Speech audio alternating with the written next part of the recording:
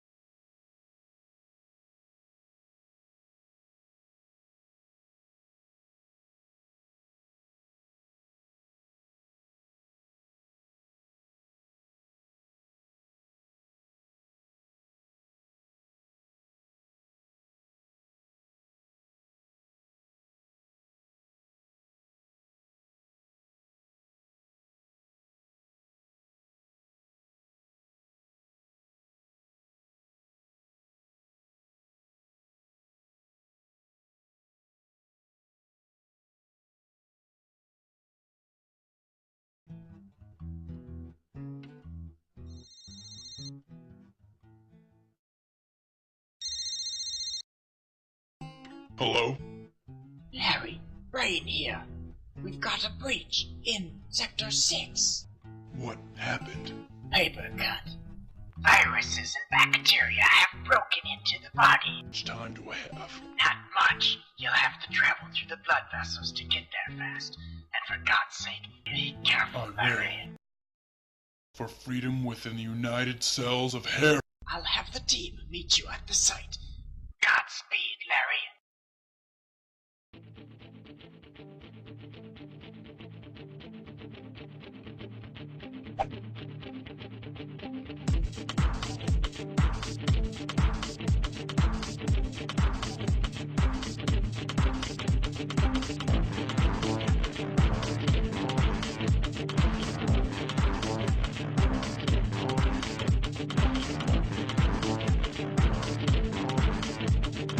Alright, boys.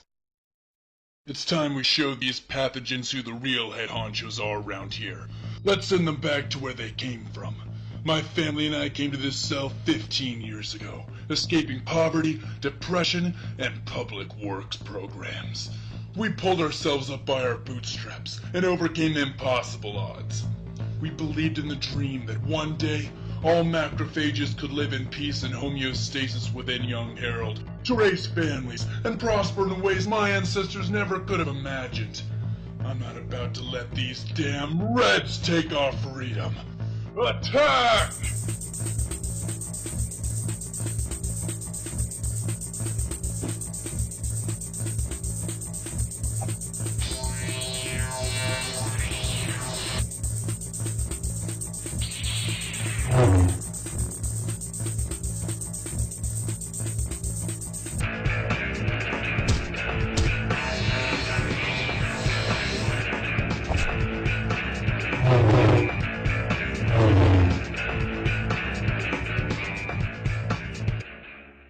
You cheated. No. We took vitamins.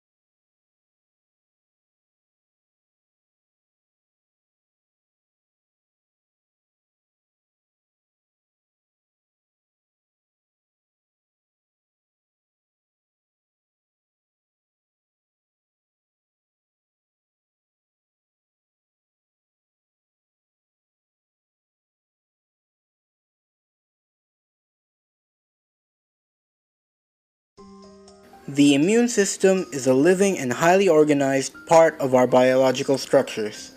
It protects against diseases by identifying and killing pathogens that have breached our exterior surfaces. The cells of our immune system are highly trained killers. They communicate and work together, showing no mercy to any potential harmful microorganisms that dare enter our bodies. There are many organs that make up the framework for our immune system. Such organs include the adenoids and tonsils, lymph nodes, thymus and spleen, Peyer's patches, bone marrow, and the appendix.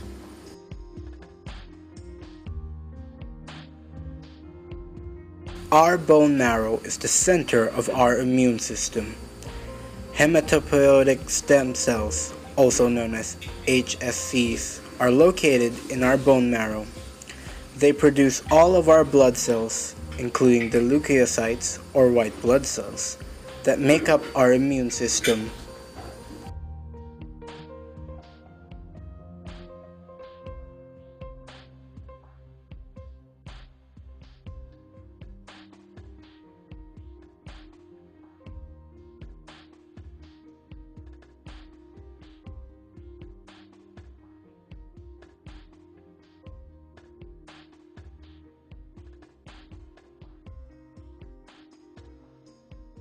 HSCs are self-renewing. When they multiply, at least some of the daughter cells remain at HSCs so that the stem cells are not depleted.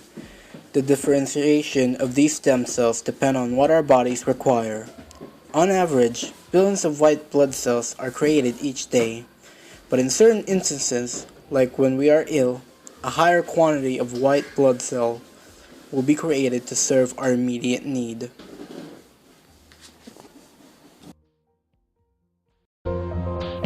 There are questions as to whether or not some of these organs are vestiges left behind in our body through the process of evolution. The tonsils, for example, are home to lymphocytes that release antibodies during throat infections. There is also substantial evidence that shows the appendix as a valuable part of our immune system. Well, newsflash, you do need your appendix. Some great research was just done, and what they basically found is that the appendix actually can be a little reservoir for the good bacteria that live in your intestines, that it can release when it needs to, such as in cases of diarrhea or infection or something like that. It is true that we can live without these organs, but it does not mean that they are not useful. We can also live without our eyes, our ears, and our arms and legs, but this is not proof that we do not need them. There are 5 diverse types of white blood cells that are created by HSCs. In total, they make up around 1% of our blood. They all have many things in common, but the most distinguishing feature is the presence of granules. Granules are structures that are barely visible under a light microscope, but the term is most often used to describe a secretory vesicle. Our immune system contains cells that are both granulocytes and agranulocytes. The granules inside of a granulocyte are membrane-bound enzymes that act in the digestion of endocytosed particles. Granulocytes also have the appearance of more than one nucleus. They are therefore given an additional name of polymorphonuclear leukocytes. The 3 types of granulocytes are neutrophils, basophils, and eosinophils. Agranulocytes give the impression that they do not contain granules, although they do contain nonspecific azurophilic granules, which are lysosomes.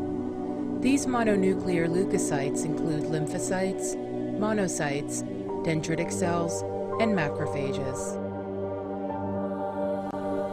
Neutrophils, dendritic cells, and macrophages are the vacuum cleaners of the immune system, engulfing pathogens as well as our own dead or dying cells with their cell membrane. This process is called phagocytosis. What you are about to see was found recently under a light microscope and shocked scientists all over the world.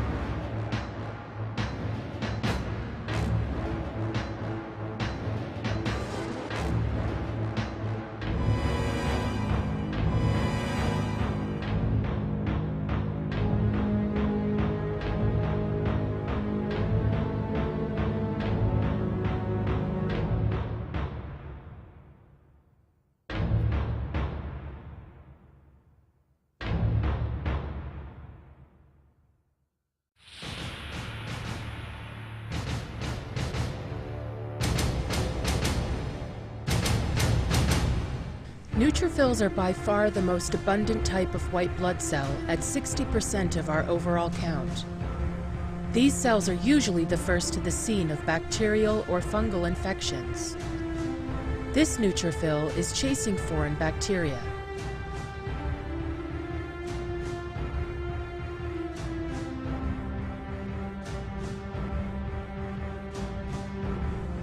Eventually, it catches the bacteria and is engulfed into the neutrophil cell membrane. Neutrophils are incapable of renewing their lysosomes, so after digesting just a few of these, they will die. Neutrophils, along with other cells, find their way around by a process called chemotaxis. Following a specific chemical signal, these neutrophils are guided to the site of inflammation within minutes. Leaving the bloodstream, they migrate into the endothelial cells to reach their point of destination.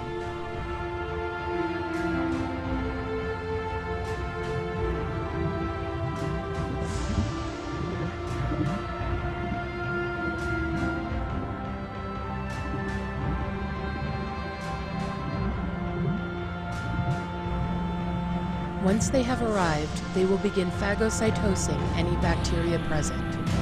Neutrophils suffer high casualties, and the result of this is visible in pus seen around the site of a wound.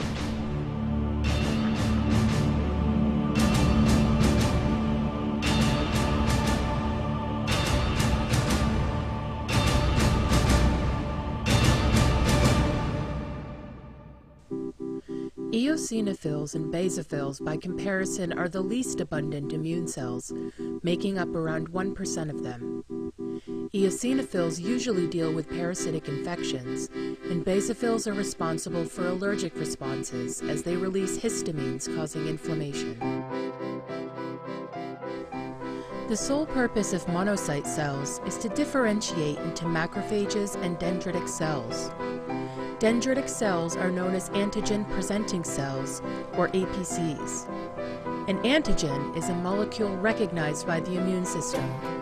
Using special receptors located on the cell's surface, the dendritic cell translates the protein code of the pathogen and takes this information back to the T and B cells located in the lymph node. Dendritic cells are also phagocytes and are capable of attacking cells in our body that have become cancerous. This video shows a dendritic cell interacting with melanoma tumor cells.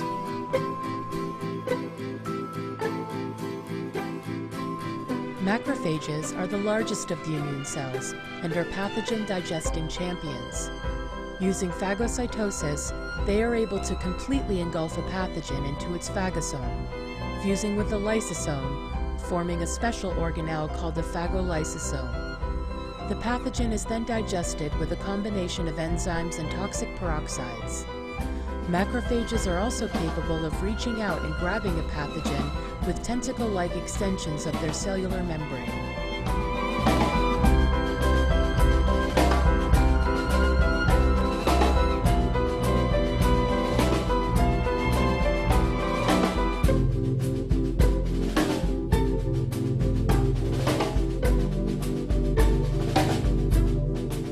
If there is an overwhelming amount of pathogens, macrophages release a communication protein molecule called cytokines. This calls for backup to other immune cells, which initiates an immune response.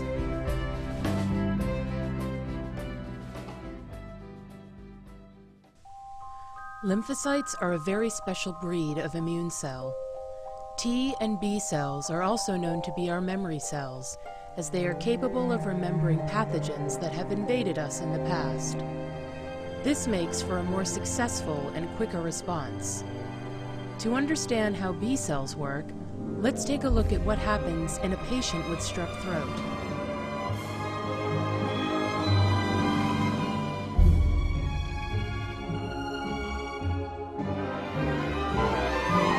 The round strep bacteria are coated with tiny hairs called M protein. M protein is recognized by our body to be foreign. As a result, an immune response will be initiated.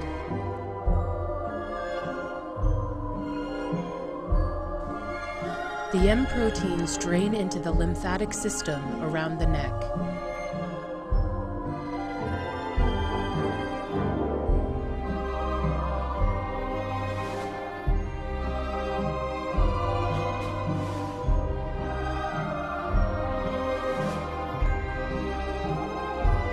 This lymph node is packed with B cells that scan the body for foreign materials.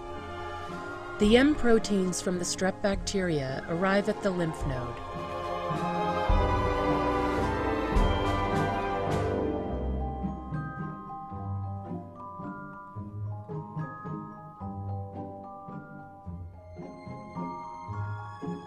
B cells are unique in that they are sensitive to only one kind of bacterial infection.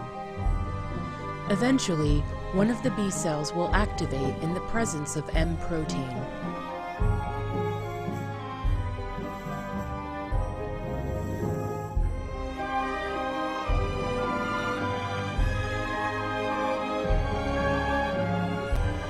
The surface of the B cell is covered with receptors that recognize the M protein.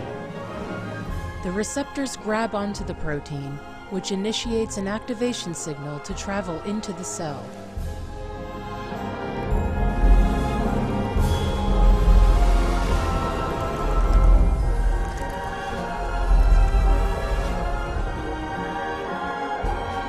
The cell will then migrate and replicate into thousands of identical clones over the next few days.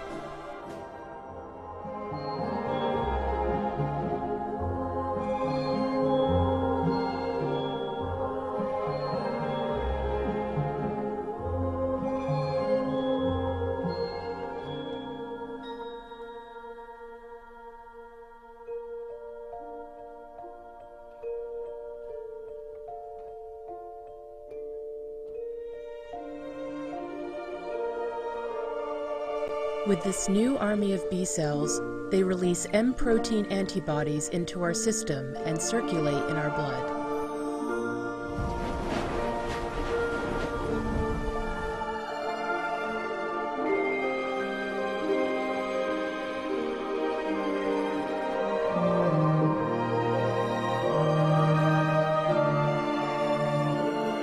The antibodies attach themselves to the M protein hairs of the strep bacteria, marking them for destruction.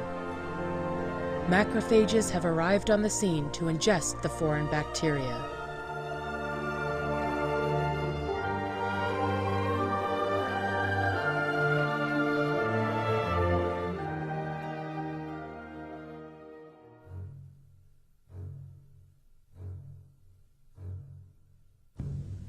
When macrophages ingest pathogenic materials, they combine the pathogen's peptide fragments with some of its own proteins, forming antigen complexes on its surface.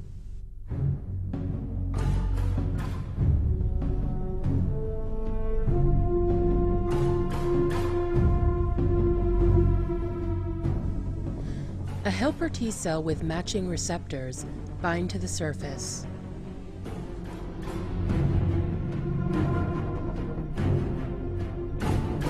This causes them to multiply and release chemicals, signaling other immune cells to the scene, in particular, the cytotoxic or killer T cells.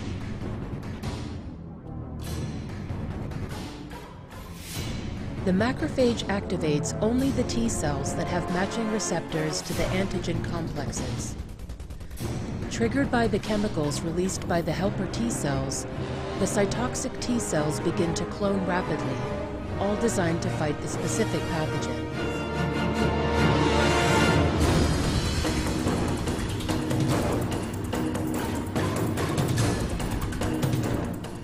When the T cell comes in contact with an infected cell, it releases toxins into it, destroying the cell.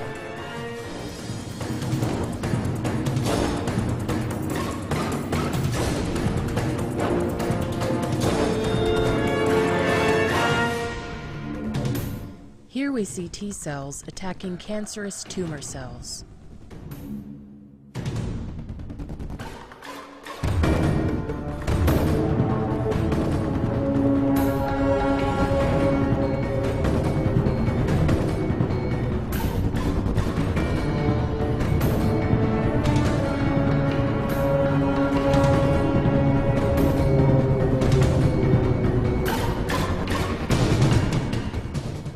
Natural killer cells are by far the most aggressive of the immune cells. They are another type of lymphocyte, but with no immunological memory. They are called natural killer cells because they do not need to recognize a specific antigen to destroy viral infected cells or cancer cells. Natural killer cells come in direct contact by binding to the infected cell. It then delivers a lethal dose of toxins into the cell's membrane that creates holes. This causes the cell to die in an apoptosis manner, or programmed cell death. Cancer cells that escape from the tumor site and find their way into the bloodstream are almost always caught by natural killer cells before they are able to settle in other parts of the body. This process is called metastasis.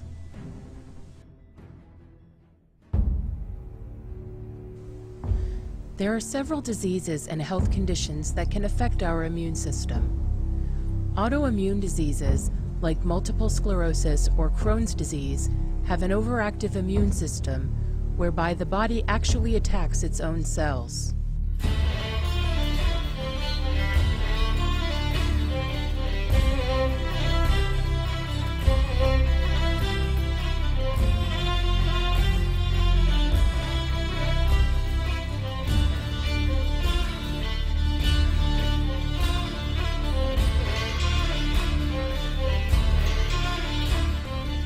Allergies are also a disorder of the immune system that causes excessive activation of white blood cells like basophils, causing an extreme inflammatory response. There are also underactive immune disorders.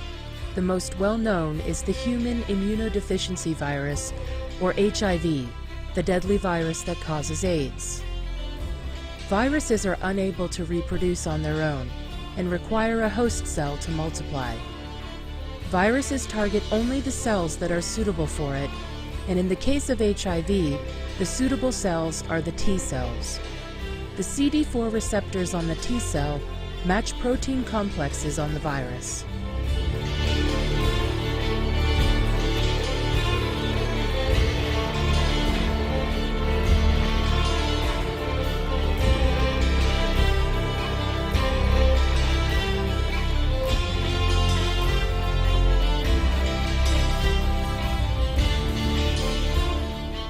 These complexes are composed of two glycoproteins, an extracellular GP120 and a transmembrane GP41. When the virus approaches the T cell, the GP120 binds to the CD4 receptors. This process is called attachment. This promotes further binding to a co-receptor. The binding results in a conformational change of GP120. This allows GP41 to unfold and insert the hydrophobic terminus into the cell's membrane.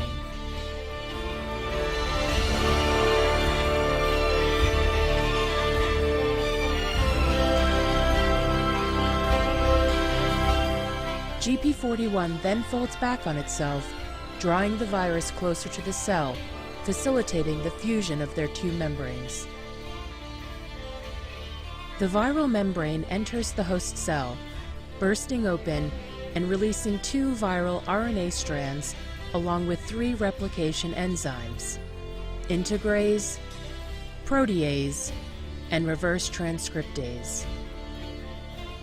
Reverse transcriptase begins the reverse transcription of the viral RNA. It has two catalytic domains, the ribonuclease H active site and the polymerase active site. This is where the single-stranded viral RNA is transcribed into an RNA-DNA double helix. Ribonuclease H breaks down the RNA. The polymerase then completes the remaining DNA strand to form a DNA double helix.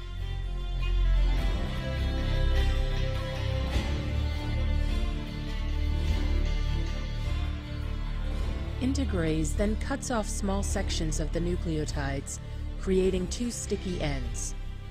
Integrase then transfers the DNA into the cell's nucleus, where it is integrated into our own genome. Our genome will then contain the genetic information of HIV. Activation of the cell induces transcription of proviral DNA into messenger RNA.